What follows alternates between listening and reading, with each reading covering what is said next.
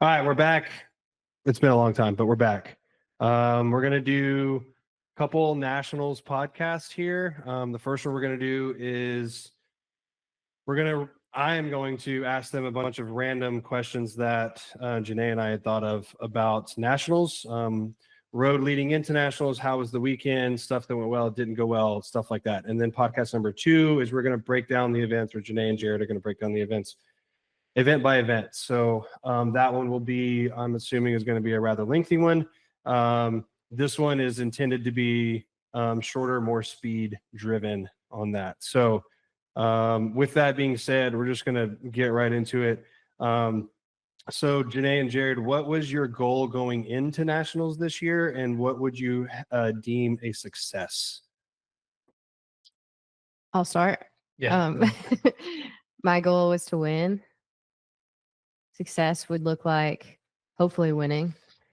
Going Like into Ricky it. Bobby answer. Yeah, right. Well, I was here to win, get first. If not, I was last. Doesn't matter what place I got. It was either going to be first or last. But there's always small wins within the weekend that I think, quantify it as successful as well. Like, being the person you want to be throughout the weekend. If you win, but at the end of the day, you suck. Next question. Okay. What's your biggest win throughout the week? Just answer this one as it stands. Okay. What was winning. your goal was If you going win, winning. yeah, Was winning was the goal. Yeah. Success is winning. And then what would you deem a success? Winning. Sorry? Winning? This is the only way you would deem success? No, that's what I was saying. Oh, And then you okay. cut me off. So, like, being the person I want to be through that. Okay. Winning with a fair, justified, Mhm. gave my best effort style win. Sure. And if I did all those things and I fell up short, then I'm going to be honest, I wouldn't deem it a success because the goal was to win. But there are things that I could be proud of at the end of the day. So Cool. My goal was to have the highest amount of edits to my score. check. Yes. No, that was a mistake. Like, I don't know how that happened. No, so I didn't edit my score 9 times or whatever it says. So my goal going into it was I just wanted to do solid. Like, leading up to it, I spent a lot of time hunting. Yeah. And the goals were different this year than they've been in the past. Like, I just wanted to have a good time and go shoot guns. Sure. Obviously I wanted to do, I think, like, if I had to say, I wanted to probably win the long range stage. Like, I had set goals going through different things. It's been different than years past, but like, I wanted to win the long range stage. That didn't happen. Then just do solid. Yeah. Like, I think probably top 5 was a goal for me, Mhm. but I didn't do the work that is needed to do that. I think earlier in the year I was, but as the year went on, I got busy with other stuff. So, Sure. I don't know. I mean, I feel like I did pretty solid. The age thing can't be taken back, so we'll see. This year should be different for me. Yeah. For training, I should have more time. So that's what. You don't want to say that too loud, but I should have more time to train this year. So we'll see. So Jared, we'll stay with you. What was your biggest personal win across the weekend? I haven't been putting a whole lot of training into running, and about 5 minutes into the run, I was like, you know what, I'm going to run this whole thing. And overall, it probably hurt my time because, and I knew that when I made the decision, I was like, this is going to hurt my time, but I'm not walking. Yeah. And so I ran that whole thing, every inch of that hill with whatever, and it gassed me, and I couldn't run like I wanted to down the hills, and it definitely hurt my time, but I set the goal, it happened. So for me, it was a win, just to run the whole thing. So Jenay, what was your biggest personal win across the weekend? I would say my biggest win was the sandbag over and rope climb stage. Mm-hmm. The 4 rounds of 4 sandbag over at 175 and 3 rope climbs. That was a pretty heavy bag of, honestly, just all around a hard workout. And when I was looking at it on paper, I knew it would be my biggest physical challenge in the weekend, and I wanted to finish the workout. based on how other people had been doing in it so far, like other divisions. I was like, if I can finish this, then that would be huge for me. And I did. So that was my biggest personal win. Yeah. Good. So what was, Jenay, what made this year different than last year? In regards to everything, I would say, let's start with in regards to like training and preparation, but then like, how was nationals different than last year? I think, okay, in 23, going into that training for it, like no one really knew my name yet. Like I don't know, I felt like I had nothing to lose. Sure. You know, no one, it was just me, like on fire for what I was set out to do. And I didn't really owe anyone anything or have much expectations on me. And that gave me a lot of mental freedom to just go burn it down and have a great time. And that produced a win for me, which was sweet. And then the next year, the dynamics really changed. So for 24, this past year, I got some sponsorship. My life changed, you know, quite a bit. I had a target on my back, and I think the dynamics of that were a lot different. So I would say that I had to mentally process that in a different way and just learn how to compete with the same freedom, even though I felt like there was maybe some added pressure on my plate. It definitely made me, I had to process that throughout the year. And I think that was a lot different. The sponsorships were amazing in that it afforded me to do a lot more. But I would just say like the dynamic was different year to year in like how I prepared for it that way. Yeah. Jared, what about you? What was different from this year to last? I would say like for me kind of being on the first 2 years of the tackle games, there was no championships. Sure. Then the first 2 championships, like I won those. And no matter, you definitely don't want to be the guy that's like, I'm not trying to win championships anymore, you know. But I love shooting and working out. Right. And so it's hard. The thing that's different for me is being okay with not winning. Because I guess when you kind of like, you know, privileged, but like you get used to it. And then when you don't have that anymore, it sucks in the moment not to win, but then being able to do so much more when you're not competing. Like coach my son's teams, take him, you know, go hunting a lot more, like do a lot of other stuff. Like I feel like this year, the kind of off topic, but like I feel like this year I probably worked out and shot as much as somebody who thinks they're working hard at the sport and has no idea what it actually takes to win a championship. Sure. Because like I'm not physically, I'm probably capable of still hitting a spot where I was probably 3-4 years ago. Shooting, you know, I could definitely train back to that ability or higher. But the amount of work and time it takes away from other stuff. So like the ability is still there. It's just the time commitment. I'm not willing to do it anymore. And it's not saying that I won't do it again. It's just right now, no. And so learning how to be okay with not winning is something that is hard to, it sounds weird, but it's hard to do. Yeah. And that's kind of coming into that and being okay with that. And I think like being able to have fun in a way that is different is definitely hard. It's hard to let go of a mindset that is okay with, or it's hard to come into a mindset that's okay with not winning, I guess. So, yeah. But like it stings and it hurts a little bit because like somebody beats you and they're like, I got you. And you're like, you didn't fucking get me.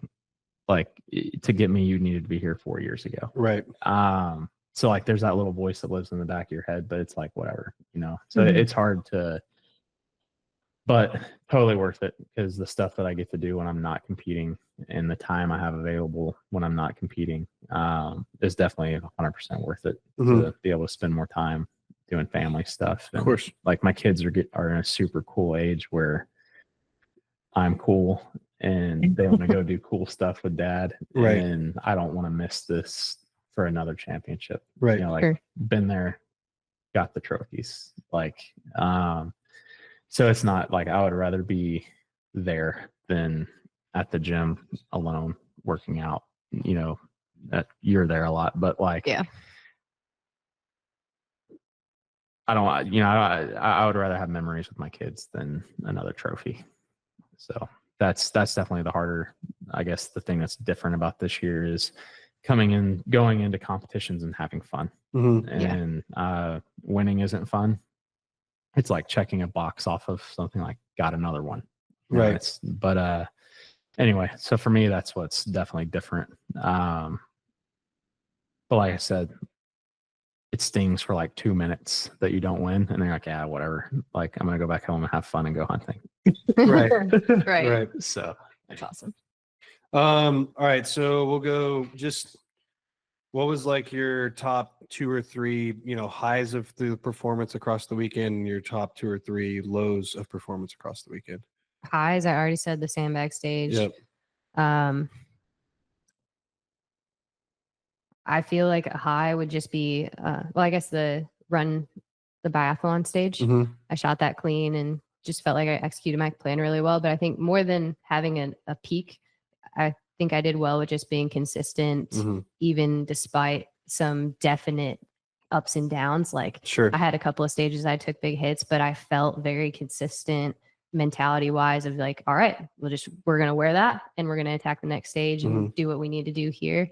So I feel like a high would necessarily be just a consistent, solid performance across the weekend, keeping in mind that it's not necessarily about smashing one stage, but being good, you know, for all 12. There's 12 stages. That's a lot. Sure. And then lows, that farmer's carry handle stage was really tough. I don't know. My training fell short on the farmer's carry handles and gives me something to focus on more next year. But that was something that I thought I had in the bag strength wise, and on game day it surprised me on how much harder it felt. So I fell short there, and then it definitely fell short on my long range compared to what I know I can do. So that was a low for me on the long range. That was a bummer, but like I said, wear that and be better next season. Jared, what do you Focus think? points. lows, action shooting in general. Then Which is usually a high. Mhm. definitely. So it must be like a really low. Yeah. I'm just kidding. It's like rub it in. I did the math, and if I would have done even close to what I normally would have done, I'd have gotten second. And like anyway, That hurts. burns. Yeah. Definitely, you know, long range and the 2-gun stage and the aggregate. Those are the lows. Highs, honestly, the running that Mhm. air runner stage. Biathlon stage. Yeah, I knew that was a do or die for me. Like not placing wise, but like if I missed and had to get on that bike, it was going to hurt my running a lot. Yeah. And like it felt good when it was done and I didn't miss. I was like, thank God. And then this is corny, but then watching like Jenay, you pretty much had the championship wrapped up before the last stage. Like it would have had been pretty catastrophic on the last stage. But watching Blair, I think started that in 4th and then got into 3rd, and then watching her that whole thing that after whole, the fact. like, was awesome. she was dying. She was an like- absolute nervous wreck. 30 minutes. She didn't even look like herself. That photo you posted on her birthday was the epitome of her face for 30 straight minutes. And she had no nails left. She chewed everything off of her hands. No calluses left. You just shoot everything. She could have, if she could have crawled into a hole and disappeared, she would have. Like it was anyway. But watching her and then how excited she was because I've known Blair since 2019. Yeah, and she was not a great shooter. We'll just put it at that. And then she has worked so freaking hard to get good at shooting. Went and got outside help on her own. Went to the range. You know, has a training partner that she works with shooting. Like she has put in the work, and to see a friend succeed is like so much more. sure. Like it's so much more rewarding than anything else. So, Yeah. of course, watching Jenay do the last stage was really cool. But like she had it kind of wrapped up watching Blair be like Yeah. fight for third That was place awesome. and then get it. That was really cool to watch Yeah. that. Mhm. So Agree. Cool.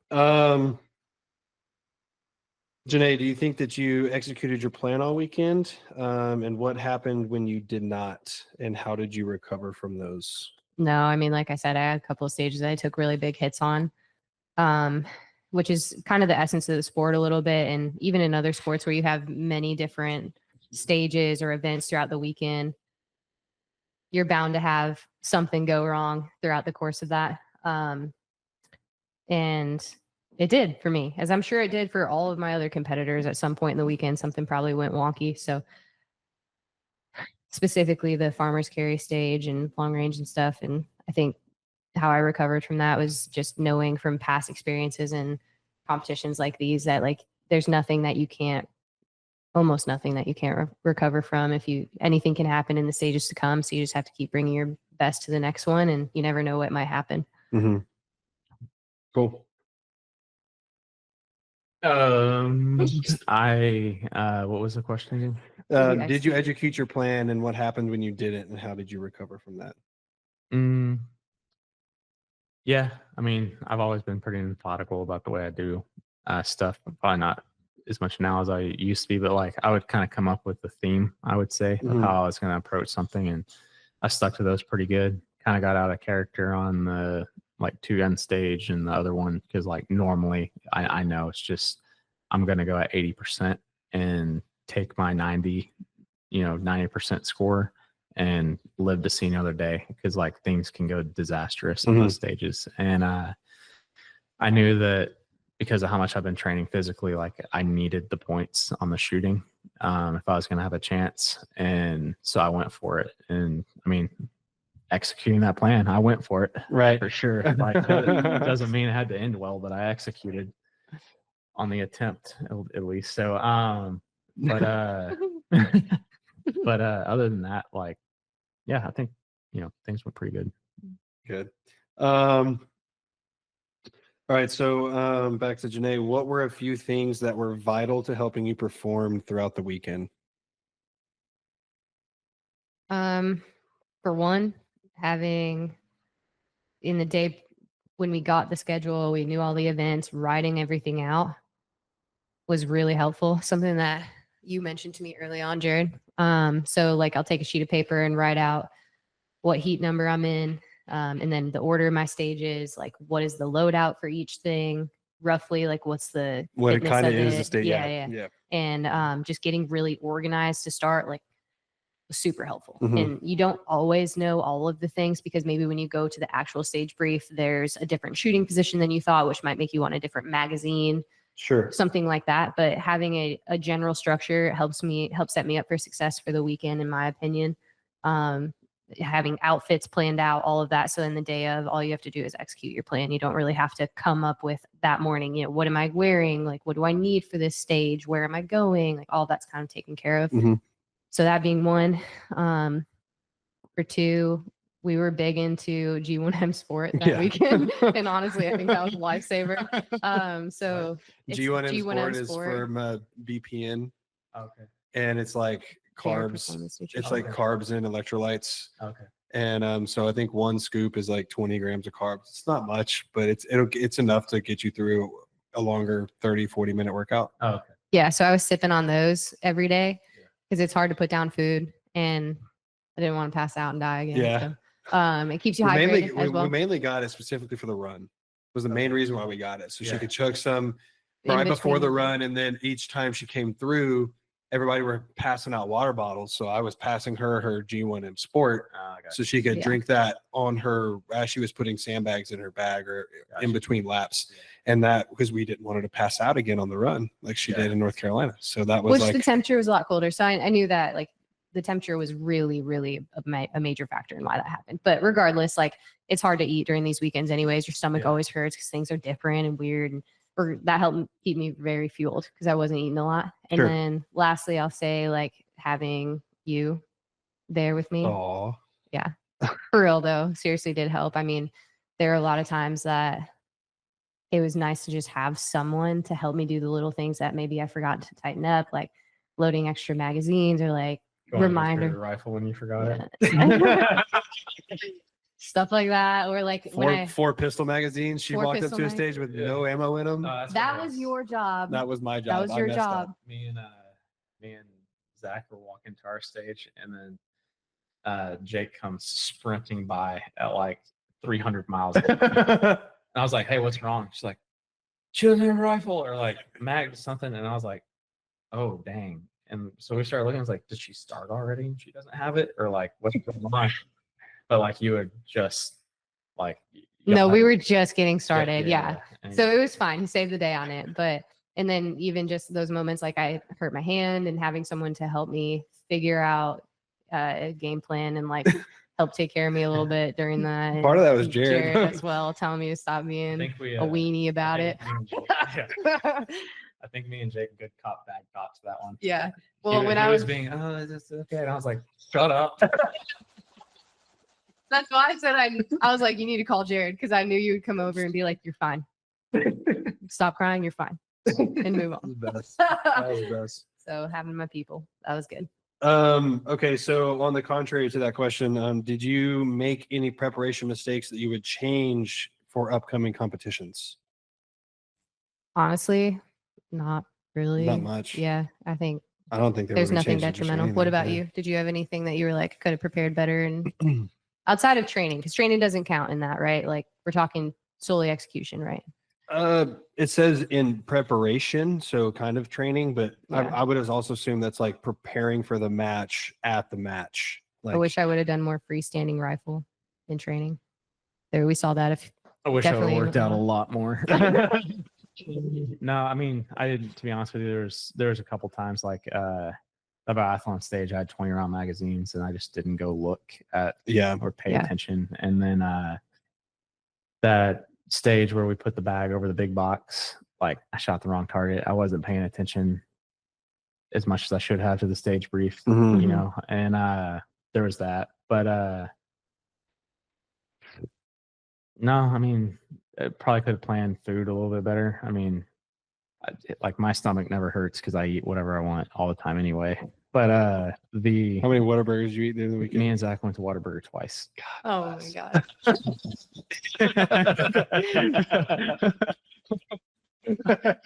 Hey, And how much barbecue did you eat in the middle of the day? all of it. We were in a Perfect. barbecue, whatever that taco truck had. We were Mhm. eating that stuff, and it was whatever. But I eat like that all the time, so my stomach didn't hurt. I felt Yeah. fine. I did No. not. Preparation wise, I mean, to be honest with you, I felt like guns and gear were pretty squared away, but mainly it was just because we had been working on it for 2 or 3 weeks before to get everything tightened up before that. And then I may have like made the ammo a little bit earlier. That'd have been nice. But other than that, I mean, to be honest with you, I've just been like, whenever you've done it for as long as I've done it, like you just get into the stage and figure it out. Yeah. And it's, Yeah. yeah, I don't, show up with the right amount of ammo and you're good. So I know we'll answer this kind of like in the next segment, but what did you guys think of the programming overall? As the weekend overall, I thought it was, I mean, at the end of the competition, I feel like the best people won. Mhm. People finished where they should have finished based on their finishing and their efforts and like all that stuff. Mhm. So like that's all you can ask of a competition. And Sure. like, we do another podcast where we're gonna pick it all apart. But like at the end of the day, I feel like the programming was good. Mhm. So Jenay? Yeah. I'll agree with that and save it for the part 2. it'll be definitely more action shooting next time. Not more, just like more of a stage. Right. Longer A stage. more thorough Yeah, stage. yeah. Yeah. What did you love as a test and why? Like what stage did you love as an actual test, physical or shooting test, and why? I think the bag rope climb workout, like what I really liked about it was if you're an outlier, you're going to be really good at one or the other, rope Mhm. climbing or bag over. If you're like well-rounded, it was going to let you do well on it. But then it was also hard on both sides. Yes. Like, I'm good at picking up bags and I'm good at climbing ropes, and the bags got hard and the rope got hard. Mhm. Like, so I feel like that, I like that stage probably more than all the others. The big box stage, that one was I think that one was programmed pretty good. But yeah, that's probably the rope climb bag stage was my favorite, I think. Jenay, Yeah. what do you think? I agree because it's a balance test. You have to be good at both things. And then I did like the running stage as well. The element of needing to be accurate or else you have a detrimental consequence was meaning assault by calories if you miss, The right? biathlon stage. I thought that was a unique test. That was fun. Did any of your competitors surprise you with their performance that weekend? Like, is there anybody in your division that stood out as you were like, man, they did really freaking good? You mentioned Jose. Yeah, Jose, Yeah. dude, he's going to be a problem. Sure. He's going to be a Yeah. problem in the future. He's going to be good. Yeah. Blair on the run, Mhm. holy, Mhm. she came running around the corner. It's like, anyway, that surprised me a little bit. Nick Denninger, Mhm. we haven't figured out his last name solidly yet, but he's a really good runner and he's strong. Yeah. And you don't really see that combination very much. Like the people that we've known in the past that were that good at running are just Not strong. absolutely crumble underweight, and he does really well on that. So Mhm. that was pretty cool to see that. And then overall, like the amount of guys that are competitive now has increased a lot. Mhm. And then seeing like Austin, a lot of people, Austin's been around a long time. Yeah. And I mean, I remember seeing him in Florida 2020. in 2020. Mhm. And then, but like seeing him, Sal, like a lot of the guys, Zach, still banging at the top, and that's pretty cool. And then just the level of competition, the depth of the competition has Mhm. gotten that there's a lot more guys that are being really competitive right now. So that's pretty cool to see. Yeah. I think for the girls, a moment where I was like, dang, this girls field is rocking it right now is the 175 bag one. Like all of the girls did it. It was just a matter of how fast and how many, right, over time. Mhm. But I thought that was a cool moment for the girls field to look around and be like, this is pretty elevated from what I came into a couple of years ago. Pretty cool to watch Sure. all of them, all of us got it. So Mhm. that was That is awesome. good. All right, last three things. Just basically helpful tips for people to know. So give one suggestion of the following. So like there's going to be a mindset tip, strategy and approaching stages, and then recovery. So Jenay, what is your one tip on mindset for a match? I'm gonna steal it a little bit, but because I think Jared had once said this to me, but how I visualize it is like, don't go out there and try to do anything new. Just do what you know you can do and bring your best. And that takes a lot of pressure off, in my opinion, Mhm. to try to be a hero on that day. You just go out and do what you know you're capable of. Mhm. And for me, that has always produced better results than when I'm trying to overstretch or do a strategy that doesn't really work for me, or maybe have too high of expectations of where I'm at with things. Mhm. It's my mindset one. Jared, what about you? What's one mindset tip? I don't know if it's I guess it is kind of mindset, but like Jenny touched on it, being very organized. Used to, I would have different Tupperware boxes, and I had my magazines and then anything extra I needed for that stage in that Tupperware box, Mhm. so that way, like I had stage one, and if I needed knee pads, my knee pads were in there. If I needed like whatever I needed for that stage that was out of the ordinary, it was in that. Mhm. So that way I can focus on competing and not trying to find or gather or whatever all of my stuff between stages. It was Mhm. all where it needed to be. And then like I knew after stage one, if I was done like with my knee pads, I needed them again on stage 4. So I'd put them in my stage 4 box. Mhm.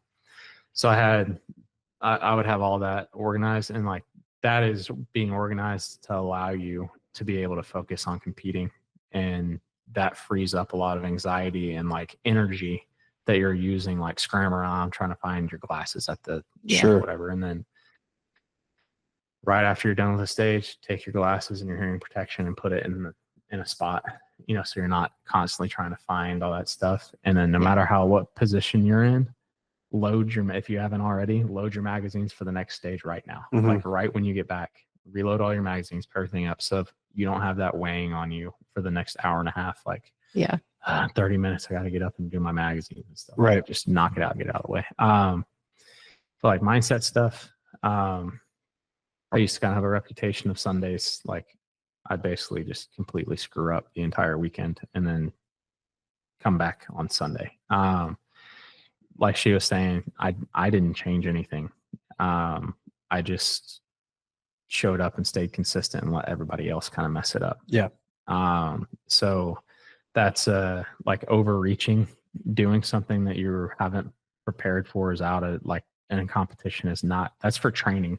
That's not for competition. Mhm. So staying within what you're capable of is extremely important. And you know, that's, I guess Jenay had a pretty good example of that pretty much all weekend. Just doing what what I used to tell her is like, you've already done all the work Mhm. to get as good as you're going to get. And Mhm. now you just got to show up and do it. Right. Yeah. Like there is no pressure because you've already done it.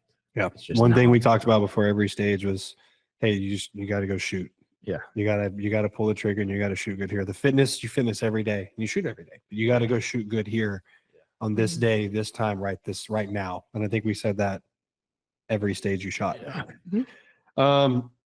Jared, you already kind of gave strategy and approaching stages with all of the preparing and all that. But Jenay, what do you have strategy and approaching stages? What's one helpful tip? Visualize it. So after the brief, to make sure I truly understand it, I'll spend a couple of minutes to just stand there and mentally imagine myself doing the flow of the Mhm. workout, because especially the one like the chipper stage where there's multiple parts to it, it's important for you not to have to take the mental energy to question what you're doing next. It should be a natural flow so that you can stay focused on what really matters. So my tip there is to spend a couple minutes after the stage brief, make sure you understand it. If not, ask the RO then. So when you go out there, you can just do your thing and Mhm. get into your flow state. All right. Last thing is, what's one recovery tip people can use going into a weekend?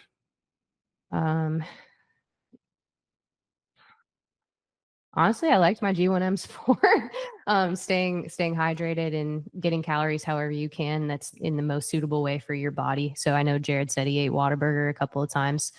That's not really my thing. So the way that I stay fueled is a little bit different, but making sure that I'm staying on top of nutrition, because especially in nationals, where it's the 3-day competition, you're not going to last just on Right. hopes and prayers. Like Right. even on a 2-day competition, but towards the end of that, you're going to be really disappointed in yourself if you show up to a stage towards the end and you're dehydrated and you don't feel good and you feel like you didn't put out your best effort. So take the energy and time beforehand to plan out some nutrition stuff that's easy for you to get down. And then even when you don't want to do it, do it. Mm-hmm. With hydration, I'll either get like a 1 gallon thing of water, like all the gym bros do it, except I hide it because I don't want to be like that. And I'll put 2 of the liquid IVs in it and shake it up and drink that. And if I don't have that around, like I didn't have that around during the championship, but I'll every 3rd water bottle I put a liquid IV in it to make sure I'm like replacing everything that's leaving. And then for me, it's always been like, I don't know if it's genetic or just that I always eat this way, but I always just have to make sure I get the right amount of calories. Sure.